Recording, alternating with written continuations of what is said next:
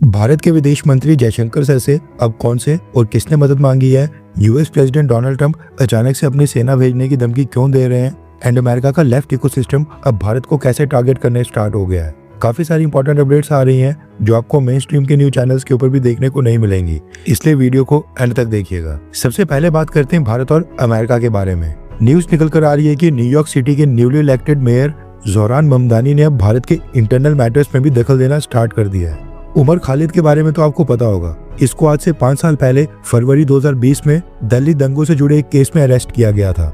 इसके ऊपर unlawful activities prevention act यानी कि यूएपीए, आईपीसी की सेक्शन 124A, सेडिशन यानी कि देशद्रोह सेक्शन 153A, दो ग्रुप्स के बीच में दुश्मनी फैलाना सेक्शन 120B, क्रिमिनल कॉन्स्पिरेसी जैसे चार्जेस लगाए गए हैं। दिल्ली दंगों में 53 लोगों की जान गई थी, 500 से ज्यादा लोग उस समय घायल हो गए थे।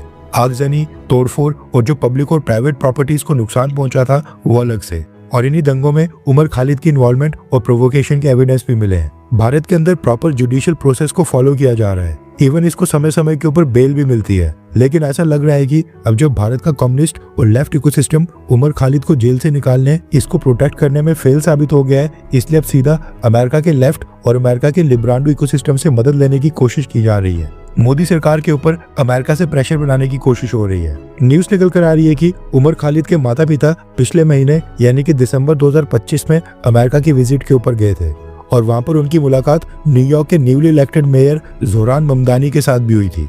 उसी मुलाकात में New York York mayor Zohran Mamdani ने उमर खालिद के लिए एक लेटर लिखा और ये लेटर हैंड रिटन था और उमर खालिद के माता पिता को दिया गया। अब ये लेटर भारत में काफी वायरल हो गया है और सोशल मीडिया में इसके ऊपर काफी चर्चा हो रही है। इस लेटर में New York York mayor Zohran Mamdani ने उमर खालिद को लिखा है कि प्यारे उमर, कड़वेपन के बारे में जो तुम्हारे विचार और शब्द हैं उनके बारे में कई बार मैं सोचता हूँ। इस बात का भी महत्व है कि ये जो कड़वापन है ये हमारी पूरी जिंदगी के ऊपर हावी नहीं होना चाहिए। तुम्हारे माता पिता के साथ मिलकर काफी अच्छा लगा, हम सब तुम्हारे बारे में सोच रहे हैं। ये जोहरान ममदानी की तरफ से उमर खालिद के लिए मैसेज था। उमर खालिद के माता पिता तो खैर अमेरिका से भारत वापस आ गए हैं। उमर खालिद भी कुछ दिन पहले बेल के ऊपर बाहर आया था। बहन की शादी अटेंड करने के लिए कोर्ट्स ने उमर खालिद को बेल दी थी और उसी दौरान उमर खालिद के माता पिता ने उसको जोहरान ममदानी का लेटर दिया। उमर खालिद वैसे अपनी बेल को कंप्लीट करने के बाद वापस से जेल चले गया है, लेकिन ये लेटर उमर खालिद की गर्लफ्रेंड और एक्टिविस्ट बानो ज्योत्सना लाहिरी ने रिलीज किया है। अब ऐसा नहीं है कि अकेली डेवलपमेंट है। जोहरान ममदानी के लेटर के साथ साथ न्यूज निकल कर आ रही है कि अमेरिका के 8 यूएस कांग्रेसमैन और सीनेटर्स ने यूएस में जो भारत की एम्बेसी है और जो भारत के एम्बेसडर हैं उनको एक लेटर लिखा है और इस उमर खालिद केस में फेयर तरीके से यानी कि निष्पक्ष तरीके से इंटरनेशनल लॉज के अकॉर्डिंग टाइमली ट्रायल कंप्लीट करने की रिक्वेस्ट की है। अपने लेटर में इन्होंने लिखा है कि ये सब भारत के डेमोक्रेटिक इंस्टीट्यूशंस का सम्मान करते हैं और ये रिक्वेस्ट करते हैं कि भारत की सरकार उनके साथ ये जानकारी साझा करेगी कौन से इंटरनेशनल लॉज के अकॉर्डिंग उमर खालिद की डिटेंशन की जा रही है। यानी कि भारत की सरकार उनको एक्सप्लेनेशन देकर बताए कि अंडर कौन से कानून हम उमर खालिद को जेल में बंद करके हमने रखा हुआ है। ये टोटल 8 रिप्रेजेंटेटिव्स हैं जिन्होंने उमर खालिद के सपोर्ट में स्टेटमेंट रिलीज की है और साथ में सोशल मीडिया के ऊपर भी उमर खालिद के केस को सपोर्ट कर रहे हैं। और रिपोर्ट्स आ रही हैं कि उमर खालिद के पेरेंट्स जब पिछले महीने दिसंबर गए थे, इनमें से कई सारे कांग्रेसमैन और सीनेटर्स के साथ उन्होंने मुलाकात भी की थी।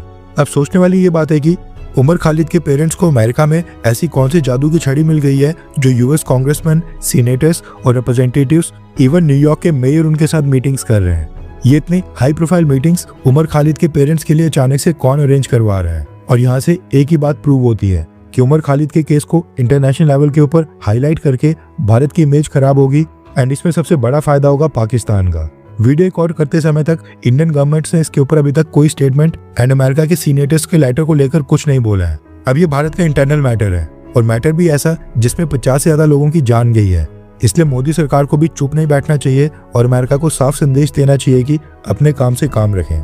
नेक्स्ट अपडेट आ रही है अमेरिका और ईरान को लेकर। ये न्यूज तो खैर आपको भी मिली होगी कि पिछले कुछ दिनों से ईरान में गवर्नमेंट और मुल्ला रजीम के खिलाफ वहां पर ह्यूज लेवल के प्रोटेस्ट चल रहे हैं। प्रोटेस्ट स्टार्ट हुए थे महंगाई, लो वेजेस और लगातार डीवैल्यूएट होती करेंसी को लेकर, लेकिन अब प्रोटेस्ट काफी वायलेंट हो गए हैं। ईरान में 7 लोगों की जान भी चले गई है और वो भी ये रिपोर्टेड संख्या है, जबकि कई हजारों लोगों को अरेस्ट करके जेल्स में बंद कर दिया गया है। न्यूज आ रही है कि प्रोटेस्टर्स अब ईरान के अंदर रजीम चेंज करने की मांग कर रहे हैं और सुप्रीम लीडर आयतुल्ला खामेनेई को रिप्लेस करने की मांग की जा रही है। आम लोगों के साथ साथ इन प्रोटेस्टों के अंदर स्टूडेंट्स, शॉपकीपर्स, विमेन्स यानी कि महिलाएं, सभी लोग सड़कों के ऊपर उतर आए हैं और डेथ टू द डिक्टेटर के नारे लगा रहे हैं। अभी जो प्रोटेस्ट ईरान में चल रहे हैं, ईरान की गवर्नमेंट इसको कंट्रोल करने में फेल साबित हो रही है। ऐसे में अमेरिका और यूएस प्रेसिडेंट डोनाल्ड ट्रंप ने इस अपॉर्चुनिटी को अपने फायदे के लिए इस्तेमाल करना स्टार्ट कर दिया है। रेफरेंस के लिए आपकी स्क्रीन के ऊपर आर्टिकल का स्क्रीनशॉट है।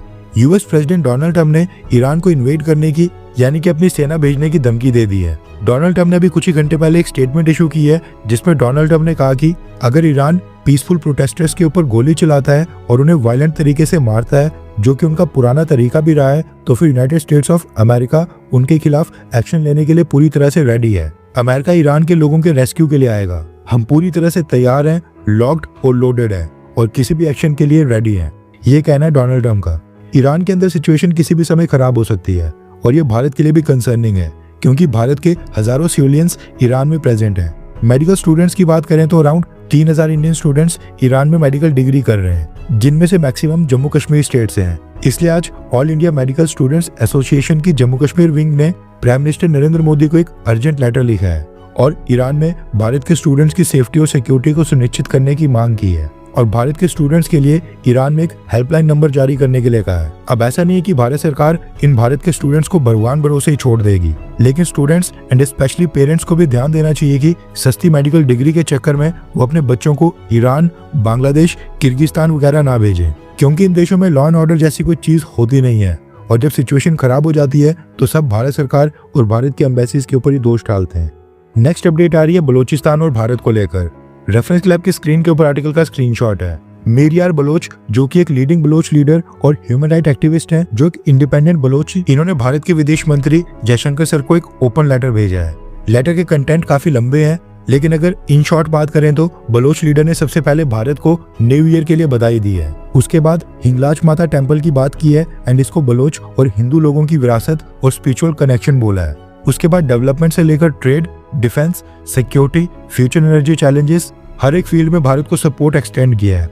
इसके बाद बलोच लीडर ने अपने इस लेटर में भारत से मदद मांगी है और कहा है कि पाकिस्तान के state sponsored terrorism, occupation, human right violations और बलोचिस्तान के अंदर पाकिस्तान के अत्याचार को खत्म करने में भारत उनकी मदद करे। बलोच लीडर ने यह भी कहा है कि उनको डर है कि अगले कुछ ही महीनों में चाइना अपनी फोर्सेस सीपैक को सिक्योरिटी प्रोवाइड करने के नाम के ऊपर बलोचिस्तान में डिप्लॉय कर सकता है और अगर ऐसा होता है तो ये भारत और बलोचिस्तान दोनों के फ्यूचर के लिए बहुत ही बड़ा सिक्योरिटी थ्रेट साबित होगा। बलोच लीडर ने डायरेक्टली ये तो नहीं कहा कि वो भारत से क्या सपोर्ट मांगना चाहते हैं, लेकिन लेटर में मेंशन किया गया है कि अगर बलोचिस्तान की डिफेंस और फ्रीडम फोर्स की कैपेबिलिटीज को मजबूत नहीं किया गया तो ये चीजें हो सकती हैं। ये लिखा गया लेटर में। पाकिस्तान बेशक कश्मीर मसले को इंटरनेशनल लेवल के ऊपर कई जगह जाकर उठाता है, लेकिन बलोचिस्तान को लेकर भारत की सरकार एक शब्द नहीं बोलती है।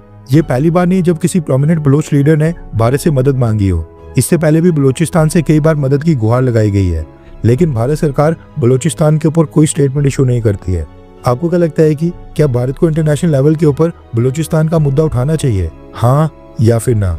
नीचे कमेंट करके अपनी राय जरूर बताएं।